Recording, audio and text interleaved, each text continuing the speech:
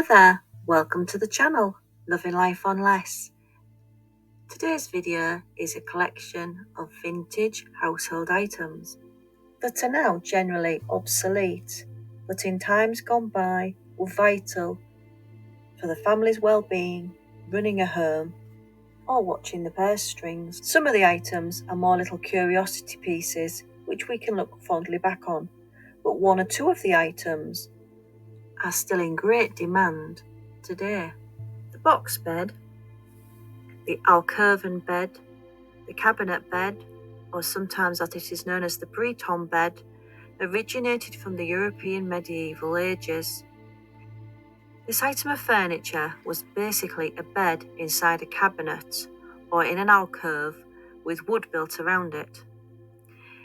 The bed served a dual purpose, mainly helping to keep people warm. There wasn't central heating, and open fires were rarely left burning all night. The box bed would help you retain heat. You'd be in a small, enclosed area with your warmth staying close to you because of the box. It was also used for privacy. If a family lived in just one room, the box bed could offer privacy to a married couple or to put the children off to bed early when you had other things to do.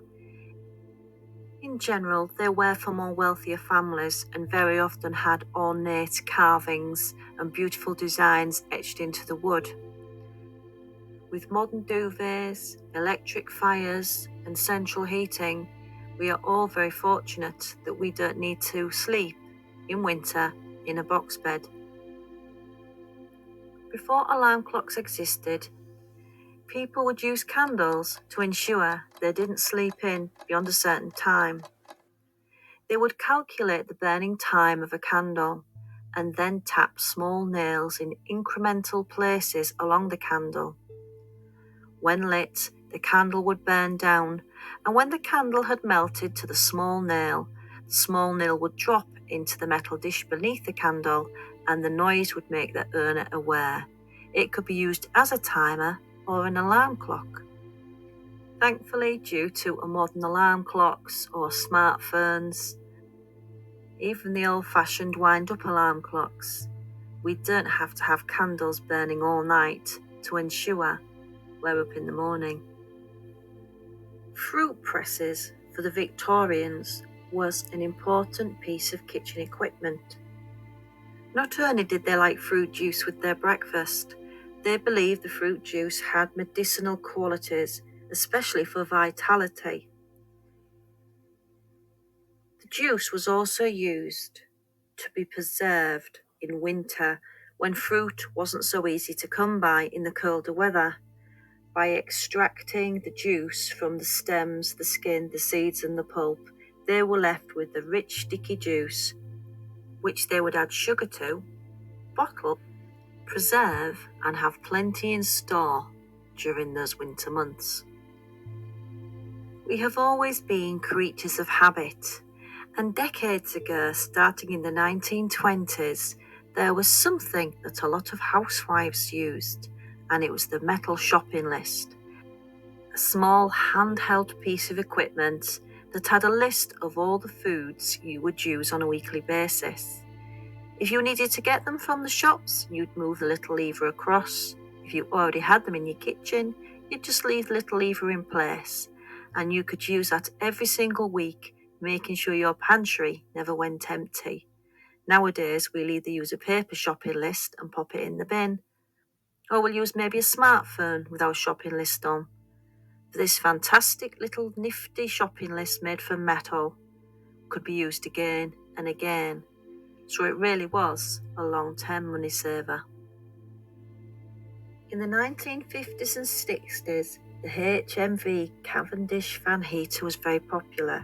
It was nicknamed the Beehive Heater because of how it looked like a glowing beehive. It was said at the time to be portable, able to warm a full room, and circulated warm air. It's no longer made due to a lot more sleek, well-designed and economical heaters being on the market. However, it was a stalwart in times gone by, and there'll be many films from the 50s and 60s, where there would have been one of the Beehive heaters in the background. One piece of equipment that has really stood the test of time is the Singer sewing machine. Singer sewing machines have a long and rich history, dating as far back as 1851. They are beautiful machines and have evolved over the years, but they still stand the test of time, and many people have these black, hand-operated machines in their lofts and attics. Some people even have them in their sewing rooms. It's worth identifying the age and year of your model. Some will be rare and have antique value. However, not many people will be willing to give up their beautiful sleek machines. They are so proficient, so durable, and still so very usable even today. They are well worth keeping. They don't use any energy, so you don't have to pay for the cost of running them, and they can usually meet most of your sewing and dressmaking needs. The range was the multi-purpose heart of the home in times gone by, and for centuries and on both sides of the Atlantic, it was incredibly popular due to its versatility and all the jobs it encompassed. Often black-leaded cast iron, the Majestic Range was a very popular brand in America and Canada, comprising of a stove, oven, water heater, toaster, and hot griddle for heating irons. It was the most important piece of home equipment. It ensured the home had hot water, the capability of cooking hot meals, and importantly, warming the home long before the times of central heating. Being made of cast iron and toughened steel, they were truly durable giant appliances. Many have lasted not just decades, but even centuries. Over in the UK, the Victorian kitchen range was very popular. It wasn't quite as fast as the American and Canadian models, but it was very beautiful and very often had a decor and a surround of scenic painted tiles. It was a tireless job cleaning the range, as it created a lot of dust and soot on a daily basis, but it was the most important piece of equipment within the home. In the last 20 years, the resurgence in the popularity of ranges and Argas and the such like has been incredible. They are truly beautiful staples that have stood the test of time. And finally, my personal favourite. And this is because of the sentimentality of seeing one of my nearest and dearest use these in times gone by, and that was the carpet sweeper. In 1876, Melvin R. Bissell and his wife owned a small crockery shop in America.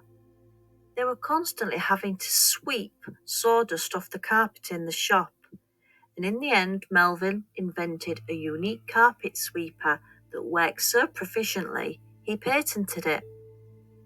It didn't use any energy and could just be pushed by the hand, and it would spin round with beater bars and collect bits off the floor. You can still purchase carpet sweepers today, but they were more prevalent in the 1950s, 60s and 70s and 80s, when electric hoovers and vacuum cleaners were a lot more expensive to buy. Do any of you out there have a carpet cleaner, and how do you find it? It's a great way to get up a little bit of dirt from your carpet without having to plug in a vacuum cleaner and use costly electricity. Or do you use any of the older equipment we've mentioned today? Or yourself have some different older equipment that most people would consider obsolete, but it works for you? Let us know in the comments down below.